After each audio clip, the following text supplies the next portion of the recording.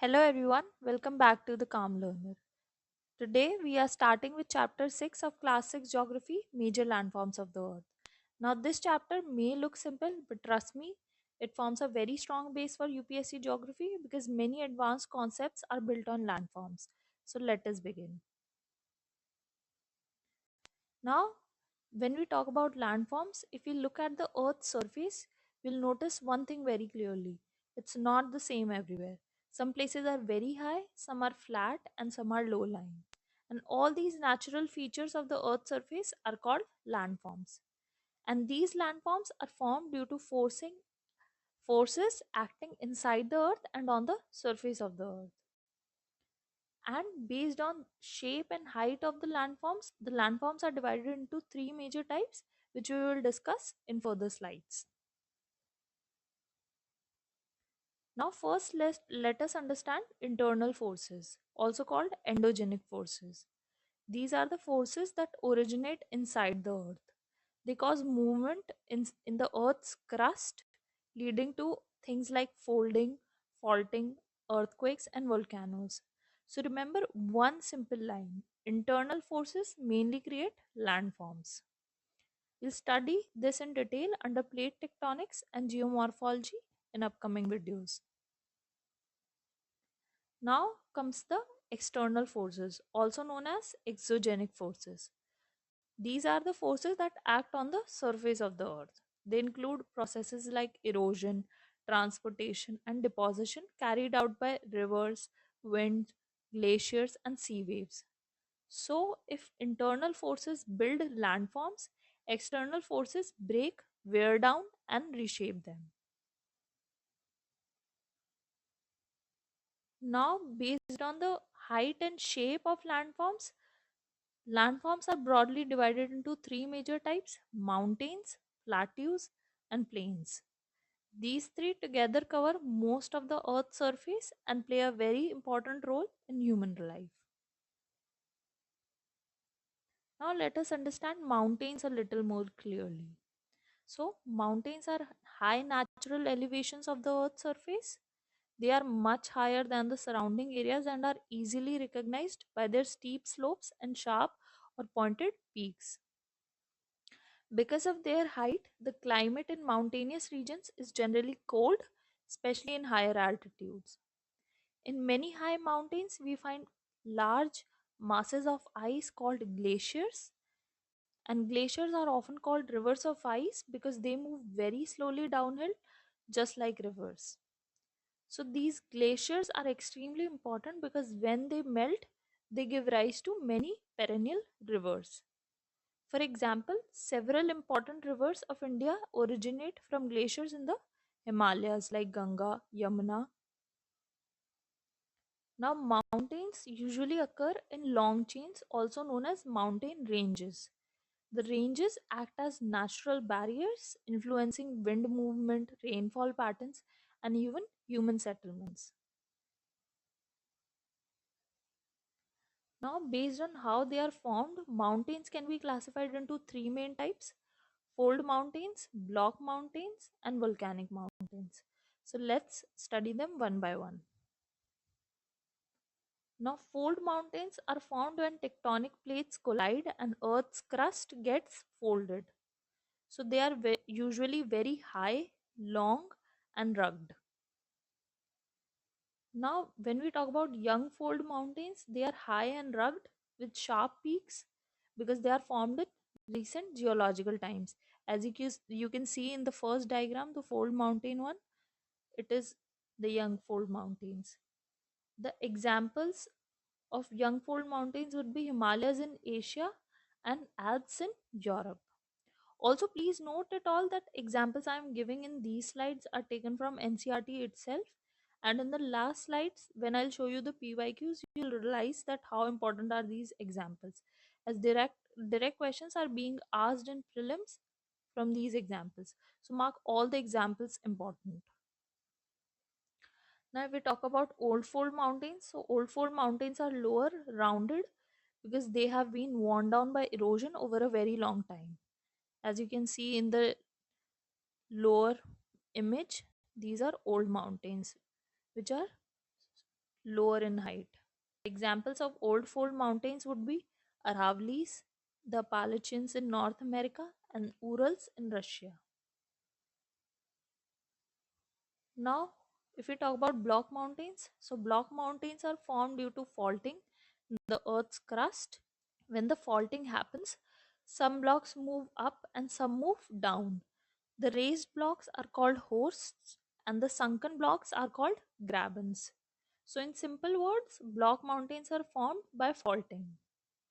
Examples of block mountains would be Vindhyas Range in India, Rhine Valley, and Vosges Mountain in Europe. Now, if we look at volcanic mountains, so volcanic mountains are formed due to volcanic eruptions. When the lava comes out from inside the earth and cools down on the surface, it gradually builds up a mountain. So, these mountains usually have a cone shape. And if we link it to UPSC, volcanic landforms help us understand earthquake zones and plate boundaries, which are very important topics for mains exam. Now, examples of volcanic mountains would be Mount Fuji in Japan and Mount Kilimanjaro in Africa. Now, let us understand why mountains are so important. So, first of all, mountains are the main sources of rivers. Many major rivers originate from glaciers and snow covered mountain regions, which provide water throughout the year. Secondly, mountains act as natural barriers. They influence the direction of winds and help in causing rainfall, especially the orographic rainfall. For example, Himalayas play a major role in Indian monsoon system. Also, mountains are rich in natural resources. They have forest, minerals, and support activities like mining and hydroelectric power generation. In addition to this, mountainous regions support rich biodiversity and help in maintaining ecological balance. So, they are also important for tourism and adventure activities that support local economies. So, mountains are not just high landforms, they are life supporting systems that affect weather, climate, economy, and environment.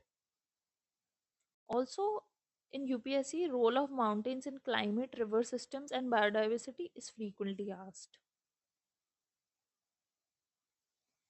Now, if we look at plateaus, so a plateau is an elevated flat topped area on the earth's surface. It is higher than plains but lower than mountains. So that's why it is often called a tableland. The examples of plateau would be Deccan Plateau in India, East African Plateau, which goes across Kenya, Tanzania, and Uganda, Western Plateau in Australia, and Tibet Plateau, which is the highest plateau in the world. Now, if we look at importance of plateaus, so plateaus are rich in minerals, so they are very important for mining activities. Volcanic plateaus have fertile soil, and many waterfalls are found here, which are used to generate hydroelectric power. Some examples of waterfalls in plateaus would be Hundru Falls in Chota Nagpur Plateau and Jog Falls in Karnataka.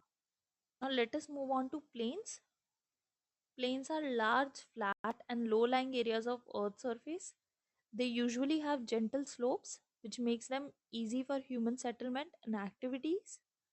Most plains are formed due to deposition of sediments by rivers over a very long period of time. That is why plains generally have a fertile soil. Now, plains can be divided into different types based on how they are formed. First would be structural plains. These plains are formed as part of the earth's structure and are relatively undisturbed by the internal forces. Second would be erosional plains. The, these plains are formed when higher landforms are worn down by agents like rivers, wind, or glaciers. The last one would be depositional plains. They are the most common plains and are found when rivers deposit sediments along their courses. Now, the Indo-Gangetic plains are a very good example of depositional plains. Now, if you look at importance of plains, so plains are the most densely populated regions of the world. Because of the fertile soil, availability of water, and flat land, plains support agriculture, industries, transport, and dense population.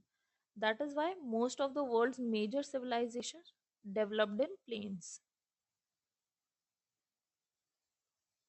So if we compare, mountains are high and less populated, plateaus are resource rich, and plains are more suitable for human settlement. Each landform has its own importance. To conclude, the Earth's surface is continuously shaped by internal and external forces. Mountains, plateaus, and plains together support life, economy, climate, and natural balance. Understanding these concepts at class 6 level builds a very strong foundation for UPSC geography. Now let us look at some PYQs. So if you can see, both the questions are asked in CSE Prelims of 2024. Let us now solve the previous year question step by step and connect it with chapter 6. So the first question gives us a table of waterfall, region and river and asks us how many rows are correctly matched. So let's look at them one by one. So row 1 is given as waterfall is given as Dhuadhar, the region is given as Malwa and the river is given as Narmada. So the Dhuadhar waterfall is located in Narmada river near Jabalpur. So the river is correct.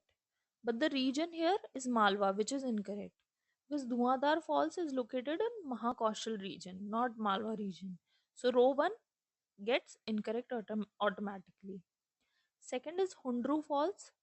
Hundru waterfall in Chota Nagpur on Subarna Rekha river. So the Hundru Falls is formed on Subarna Rekha river. It is located in Chota Nagpur plateau. Here the waterfall, river and region all are correctly matched. So row 2 is correct. And mark this that this question is directly taken line by line from NCERT of class 6. It is given clearly in chapter 6. Hundru Falls are formed on Subarna Rekha river. So examples are very important in this aspect.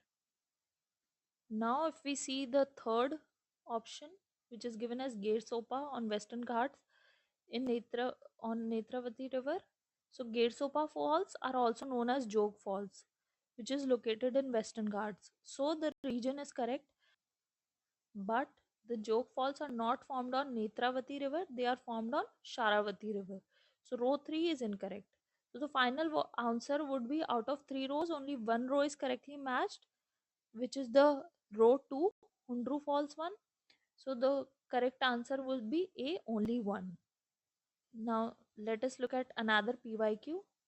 This question gives us a table with region, name of the mountain range and type of mountain and ask us how many rows are correctly matched. We'll check each row one by one. So first row has given region as Central Asia. The name of the mountain range is Vosges and the type of mountain is Fold Mountain. So this row is incorrect because Vosges Mountains, as we have discussed earlier, is located in Europe, not in Central Asia. Secondly, Vosges are block mountains, not fold mountains. So both the region and the type of mountain is wrong. So row 1 is incorrect. Second row is given as Europe, Alps and block mountain. This row is also incorrect because Alps are located in Europe. That part is correct, but Alps are young fold mountains formed by folding due to plate collision. They are not block mountains. So row 2 is incorrect. Now row 3 is given as North America, Appalachians and Fold Mountain. This row is correct because the Appalachians mountain are located in North America. They are fold mountains, but they are old fold mountains, meaning they have been worn down by erosion over time. So row 3 is correct. Now row 4 is given as South America, Andes and Fold Mountains. This row is also correct. The Andes Mountains is located in South America. They are young fold mountains formed due to plate convergence along the western margins of the continent. So the final answer would be row 1, row 2 are incorrect, row 3 and row 4 are correct. So only 2 rows are correctly matched. So correct answer would be option B, only 2. So that's it for the PYQs.